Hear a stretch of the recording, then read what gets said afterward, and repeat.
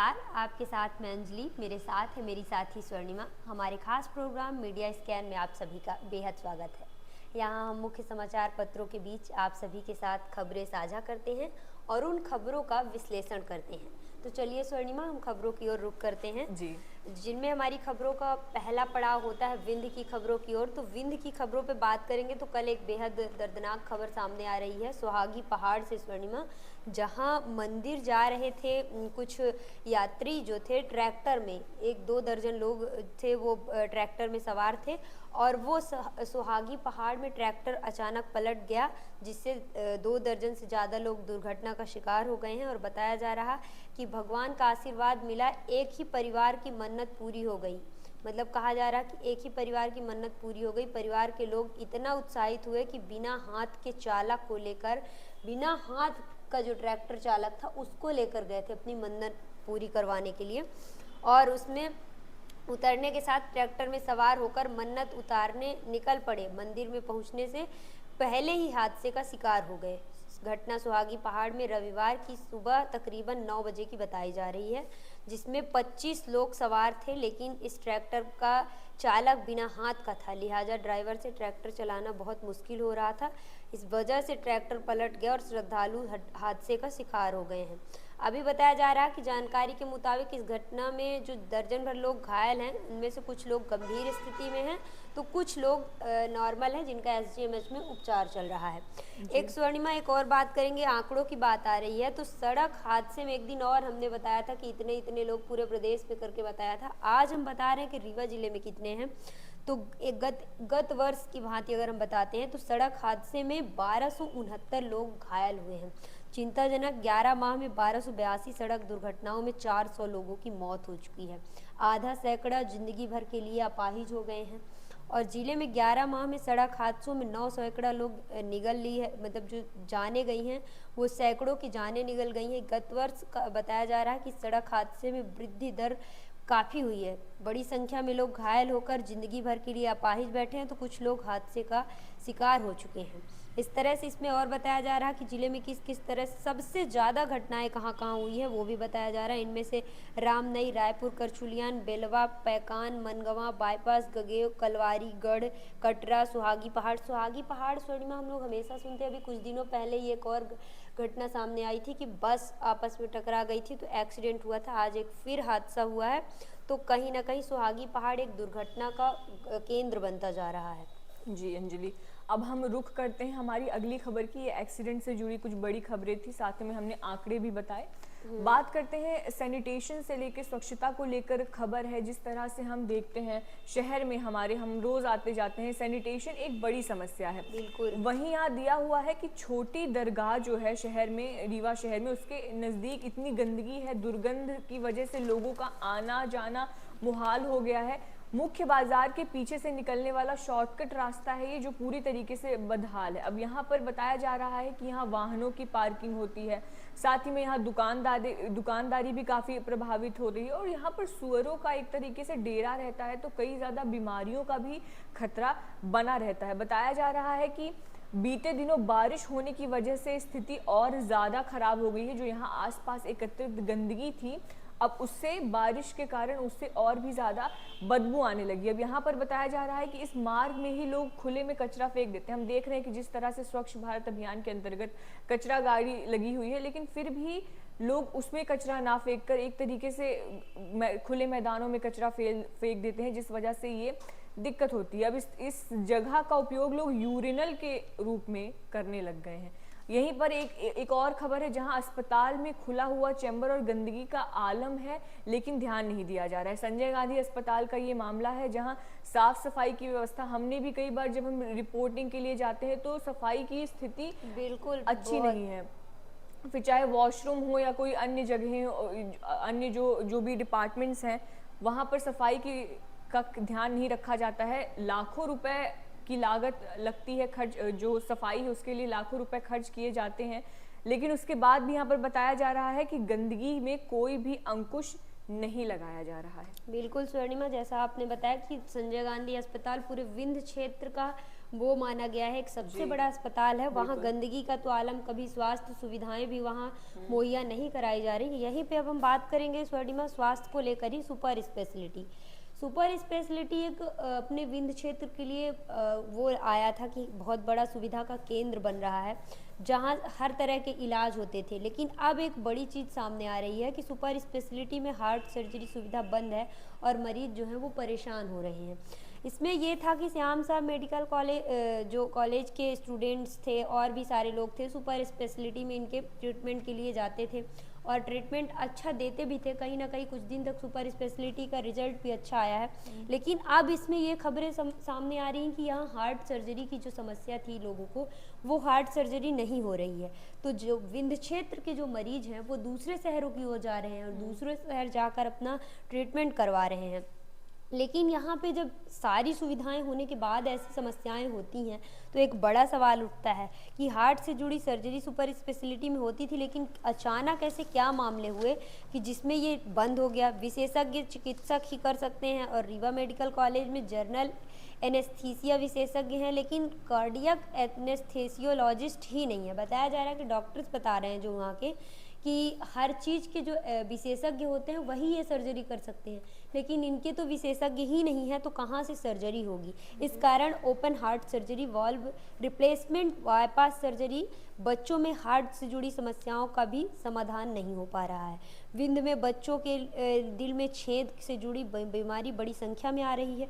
फेफड़ों में गांठ में ऑपरेशन की सर्जरी कर सकते हैं, लेकिन उसके बाद भी नहीं हो रही, जिसकी वजह से लोग दिल्ली, नागपुर, मुंबई, भोपाल, इंदौर, बनारस आदि शहरों में जा रहे हैं। तो कहीं ना कहीं विंध्य क्षेत्र में जब इतनी बड़ी बड़ी अस्पतालें बनाई गई हैं तो उनमें उन सब चीज़ों को उपलब्ध करवाना चाहिए जिससे मरीजों को भटकना ना पड़े। तो ये एक बड़ी खबर है। जी अंजलि, अब हम बात करते हैं अगली खबर की। मंडे पॉजिटिव करके पेज रहता है दैनिक भास्कर का।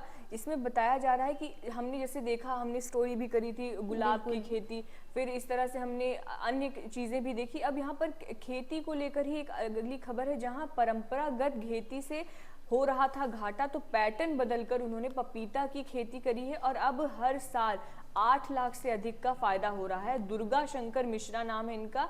उन्होंने पहले परंपरागत खेती शुरू की थी, लेकिन उसके बाद इन्होंने जब उनको नुकसान होता उसमें दिखाई दिया, किसी भी तरीके से जो खेती की जितनी लागत थी उतना उन्हें उसका आउटपुट नहीं मिलता था, तो उन्होंने वैज्ञानिक पद्धति से रीवा के डॉक्टर राजेश सिंह से उन्होंने मुलाकात की और फल उत्पादन के संबंधन में उनसे जानकारी ली। उसके बाद उन्होंने जब पपीता की खेती पर जोर दिया, उसके बाद उन्होंने इसकी तकनीक भी बताई। जब इन्होंने इसकी खेती करी तो उनको इसका उत्पादन मिला और काफ़ी बेहतर उत्पादन हुआ और उसका उनको काफ़ी प्रॉफिट मिल रहा है। यहाँ पर बताया जा रहा है कि 2 एकड़ की ज़मीन पर पपीता की खेती होती है और 2 सालों से ये खेती कर रहे हैं। इससे 7 महीने में फल इन्हें मिल जाते हैं जिन्हें वो बाज़ार में बेचकर फ़ायदा उठा रहे हैं। यहाँ पर बताया जा रहा है कि औसतन हर पेड़ से 70 किलो तक पपीता निकलता है, जो अनाज से कई गुना लाभकारी है।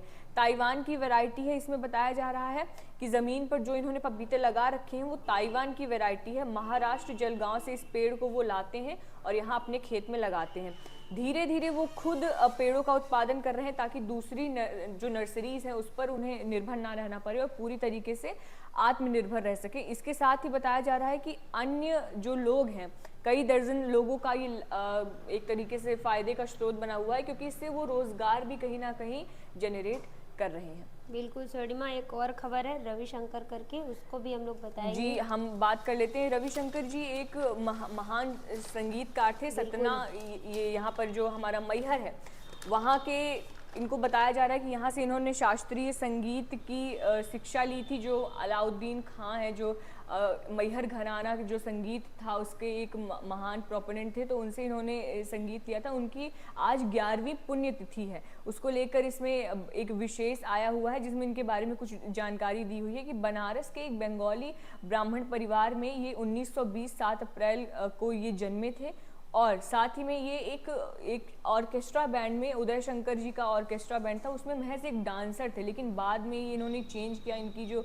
रुझान है वो संगीत की तरफ बढ़ा, फिर उन्होंने धीरे धीरे संगीत सीखा। इनका दिया हुआ है कि योगदान इनका बताया जा रहा है कि 1938 में मैहर में संगीत की शिक्षा पूरी करने के बाद पंडित रविशंकर मुंबई आकर इप्टा यानी इंडियन पीपल थिएटर एसोसिएशन, इसमें ये जुड़ गए। उसके बाद हिंदी फीचर फिल्म गोदान प्रेमचंद की लिखी हुई एक मशहूर उपन्यास है, इस पर फिल्म बनी। इन्होंने गोदान और अनुराधा के लिए संगीत निर्देशन किया। उसके बाद इसके लिए भारत रत्न लता मंगेशकर के स्वर मिले। इसमें सत्यजीत रे की फिल्म सत्यजीत रे जो कोलकाता, एक तरीके से इनको बंगाल फिल्म का जो पैरेलल सिनेमा था उसका जनक माना जाता है। इनकी फिल्म पाथेर पांचाली को ऑस्कर पुरस्कार मिला। रविशंकर ने 1982 में 9वें एशियाड खेल का वेलकम सॉन्ग भी कंपोज किया था और दूरदर्शन का जो सिग्नेचर ट्यून है उसको भी उन्होंने ही बनाया था। भारतीय सेना के ऑफिशियल बैंड के लिए सारे जहां से अच्छा हिंदुस्तान हमारा गीत को भी इन्होंने कंपोज किया था। साथ ही में ये धुन आज भी सेना की बीटिंग रिट्रीट समारोह में शामिल है। 2012 की 11 दिसंबर को 92 साल की उम्र में संयुक्त राज्य अमेरिका के सेंटियागो में इन्होंने अंतिम सांस ली थी। बिल्कुल स्वर्णिमा, ये बेहद अच्छी खबर आपने बताई। अब हम बात करते हैं राज्य स्तरीय खबरों की ओर। तो राज्य स्तरीय खबरों में आज का दिन हमारे मध्य प्रदेश के लिए एक बड़ा दिन है, क्योंकि आज हमारे मध्य प्रदेश को एक नए सरदार मिलने वाले हैं, एक नए मुख्यमंत्री मिलने वाले हैं। अब ये कौन बनता है बहुत जल्द ही पता चलेगा इसका। आज शाम तक इसका ऐलान हो जाएगा। 3:30 बजे विधायक दल की बैठक है, जिसमें सभी विधायक बैठेंगे और अपने नेता को चुनेंगे कि कौन बनेगा मुख्यमंत्री। जिसमें बताया जा रहा है, एक पत्रिका में ये गणित करके आई है कि प्रदेश में गणित जो होती है तो ओबीसी चेहरे पर अगर हम बात करते हैं कि इस बार सबसे ज़्यादा दावेदारी ओबीसी चेहरे पर हो रही है, तो ओबीसी चेहरे में 52% जो आबादी है वो 72, मतलब उसमें से 72 विधानसभा सीटें जो हैं वो उनमें से 55 सीटों पर भाजपा विजयी हुई है। तो कुल 72 सीटें ही हैं, जिसमें से 55 पे भाजपा विजयी हुई है। और बड़े चेहरे ओबीसी में सबसे बड़ा चेहरा शिवराज सिंह चौहान, प्रहलाद पटेल, ज्योतिरादित्य सिंधिया, इन तीनों का नाम सीएम के लिए आ रहा है। अब देखना होगा कि कौन बन रहा है। वहीं एससी में 16% आबादी है। एससी में जो बड़े चेहरे के नाम पे आते हैं वीरेंद्र खटीक और तुलसी सिलावट एससी में आते हैं। एसटी में आते हैं सुमेर सिंह सोलंकी, फग्गन सिंह कुलस्ते। जो ये एसटी में बड़े चेहरे आते हैं सुमेर सिंह सोलंकी और फग्गन सिंह कुलस्ते, इनका नाम आ रहा है। सामान्य वर्ग में अगर हम बात करें स्वर्णिमा, तो 12% आबादी है, जिसमें 76 सीटों में से 58 सीटों पर भाजपा विजयी हुई है। उनमें से बताया जा रहा कि नरेंद्र सिंह तोमर, वीडी शर्मा और राकेश सिंह, कैलाश विजयवर्गीय, रीति पाठक, गोपाल भार्गव, इन 5 लोगों का नाम आ रहा है सामान्य में। तो अब देखना होगा कि कौन आगे बढ़ रहा है, क्योंकि कहीं ना कहीं कि ये ओबीसी और सामान्य वर्ग के दोनों में आपस में सीटें अच्छी आई हैं, क्योंकि 72 सीटों में ओबीसी में 55 सीटें भाजपा लेके आई है। इसी तरह सामान्य वर्ग में 76 सीटों में 58 सीटें भाजपा लेके आई है। तो दोनों में दावेदारी ठीक हम कह सकते हैं। इसी तरह से अगर हम डिप्टी सीएम की बात करते हैं, तो इस बार मध्य प्रदेश में डिप्टी सीएम का भी ऐलान होगा। वो भी 2 डिप्टी सीएम मिलेंगे, जिनमें कहा जा रहा है कि दिग्गजों को इस पद से नवाजा जा सकता है। मध्य प्रदेश में विधायक बने दिग्गज के बीच संतुलन बनाए जाने के शीर्ष नेतृत्व में अहम फैसले ले सकते हैं। इसमें अधिक डिप्टी सीएम दिग्गज नेताओं को बैठाया जा रहा है। कहा जा रहा है कि सीएम और डिप्टी सीएम के पद पर कौन बैठेगा, इसके लिए दिल्ली से पर्यवेक्षक को संकेत दे दिया गया है। मतलब एक तरह से दिल्ली से संकेत दे दिया गया है। बस 3:30 बजे विधायक दल की बैठक होगी, उसके बाद मुख्यमंत्री का चेहरा ऐलान कर दिया जाएगा। शाम तक आज मध्य प्रदेश को उसका मुख्यमंत्री मिल जाएगा। अभी कल छत्तीसगढ़ में बन चुके हैं, ओबीसी चेहरे पे ही विष्णुदेव को बनाया गया है। अब आज मध्य प्रदेश में होगा, राजस्थान में ही जल्द मुख्यमंत्री का ऐलान होगा। जी अंजलि, एक जिस तरह से चुनाव के नतीजों से ज्यादा इस बार मध्य प्रदेश में मुख्यमंत्री चेहरे को लेकर अटकलें हैं और काफी ज्यादा आपस में आला कमान के बीच चर्चाएं हैं। वो सब अपनी अपनी दावेदारी पेश कर रहे हैं। यहीं पे एक स्वर्णिमा और हमने खबर बताई थी कि कुछ पत्रिका में कुछ लोगों का इंटरव्यू हुआ है, जिसमें बताया जा रहा है कि मालिनी गौंड जो है वो इंदौर जो सीट है वहाँ से 4 बार की विधायक बनी है। और मालिनी कहती हैं कि भाजपा के लिए हमेशा उपलब्ध रहती हूँ और पूरे क्षेत्र के विकास के लिए मैंने काम किया है, इसलिए मेरी जीत हो रही है। उसमें एक सवाल आता है कि आप जीत का श्रेय किसे देंगी, तो उन्होंने कहा कि जीत का श्रेय हम अपने सबसे पहले कार्यकर्ताओं को देंगे, उसके बाद पदाधिकारी, बूथ कार्यकर्ता और सभी लोग जो इसमें शामिल थे उन सबको मैं अपनी जीत का श्रेय देना चाहती हूँ, क्योंकि ये मेरी जीत नहीं है, सबकी जीत है। उन्होंने एक बड़ा चेहरा जो राजा मांधवानी को हराया है, वो 69,837 वोटों से हराया है। एक बड़ी लीड के साथ उन्होंने चुनाव हराया है।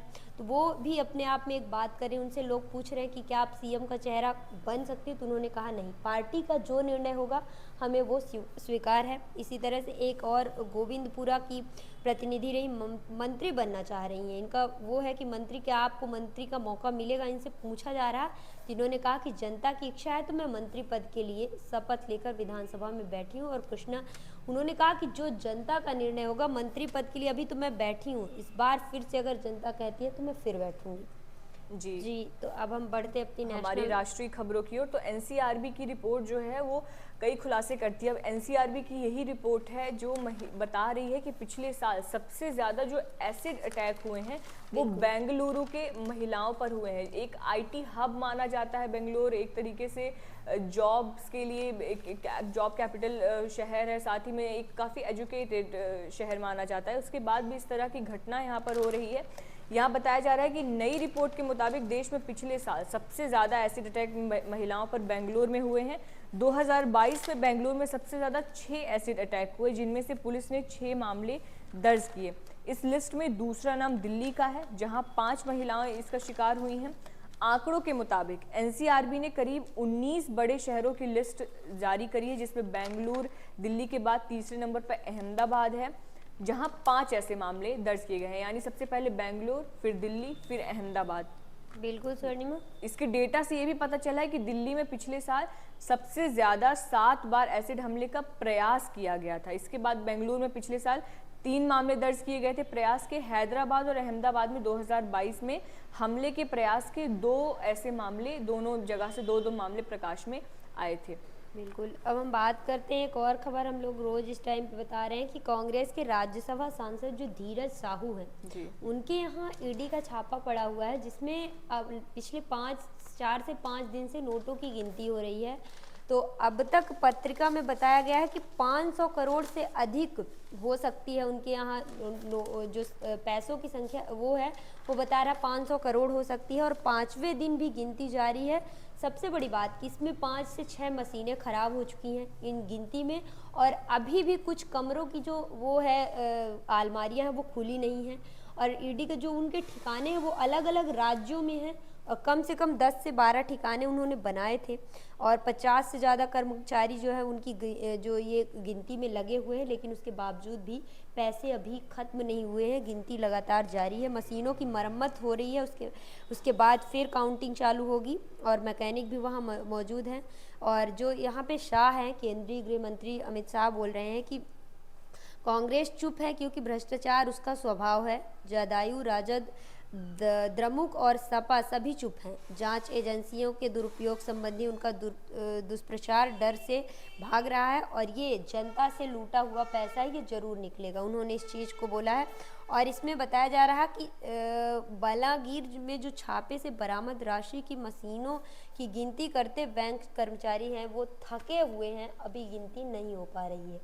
जी, मतलब एक तरीके से जो नेता हैं वो इस स्तर की कमाई रखते हैं। कि ये हमने भी पढ़ा था कि इन्होंने जब इनसे चुनाव आयोग ने इनकी संपत्ति का ब्यौरा मांगा था, तो इन्होंने बहुत कुछ लाख इन्होंने बताया था, और अब स्थिति ये देखने के लिए मिल रही है कि 500 करोड़ मशीनें ही खराब होती जा रही हैं, पैसे गिनते गिनते। बिल्कुल। ये अब हम स्पोर्ट्स की खबर की ओर बढ़ते हैं। तो महिला क्रिकेट में जहां बताया जा रहा है T20 चला, इंग्लैंड के 9वें विकेट के रिकॉर्ड साझेदारी के बावजूद भारत जीत गया। इंग्लैंड के साथ जो मैच था उसमें टीम इंडिया जीत गई है। T20 मैचों की सीरीज का आखिरी मैच भारत ने 5 विकेट से जीत लिया है, और अंतिम मुकाबले में इंग्लैंड 126 रन पर ऑल आउट हो गई। जवाब में भारत ने 5 विकेट खोकर 19 ओवर में लक्ष्य हासिल किया है।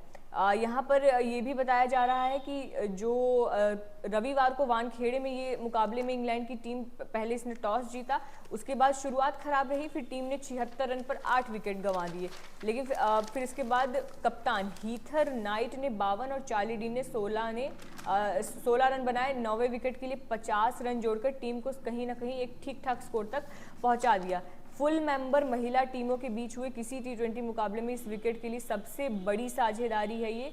जो कप्तान नाइट 42 गेंद की पारी में 3 चौके और 3 छक्के जमाए। भारत की ओर से श्रेयांका पाटिल और साइका इशाक ने 3-3 विकेट लिए। बिल्कुल। अब स्वर्णिमा, हम अपने कार्यक्रम के आखिरी छोर की ओर बढ़ेंगे। तो आखिरी छोर में हमारे होते हैं कार्टून। तो कार्टून में बात करेंगे कि जैसे कि अभी हम लोग मौसम में बात करते हैं कि बहुत ज़्यादा ठंड है, अगले 15 दिसंबर से और ज़्यादा ठंड पड़ने वाली है। तो बोल रहे हैं कि ठिठुरन बढ़ी है। दो लोग आपस में बात कर रहे हैं, दो सज्जन, कि ठिठुरन बढ़ी। तो एक कहते हैं कि अभी तो और बढ़ेगी, कई लगेंगे बर्फ में, मतलब अभी तो और बढ़ेगी। छत्तीसगढ़, राजस्थान और मध्य प्रदेश में जैसे सीएम की रेस चल रही है उसमें। और एक और कार्टून है स्वर्णिमा, ई कार्टून इलेक्शन टून करके यहाँ पे आता है, जिसमें एक नेताजी हैं, उनसे निर्दलीय प्रत्याशी हैं, उनको कहा जा रहा कि शराब की ना घर में कीमत रही और ना ही बाहर। जी, तो ये था आज का हमारा कार्यक्रम। अगर आपको हमारा कार्यक्रम पसंद आ रहा है तो आप हमारे वीडियोस को लाइक करें, हाँ, इसको शेयर करें, साथ ही हमारे चैनल को सब्सक्राइब करें। किसी भी तरीके के आपके जन मुद्दे हैं उसे आप हम तक पहुंचा सकते हैं हमारे सोशल मीडिया प्लेटफॉर्म्स के जरिए। कमेंट सेक्शन में भी आप कमेंट करके हमें फीडबैक दे सकते हैं। साथ ही में आप हमारी स्टोरीज रिसर्च बेस्ड होती हैं, आप उनको वेबसाइट में जाके पढ़ भी सकते हैं। और इसी तरह बने रहिए हमारे साथ। बहुत बहुत धन्यवाद।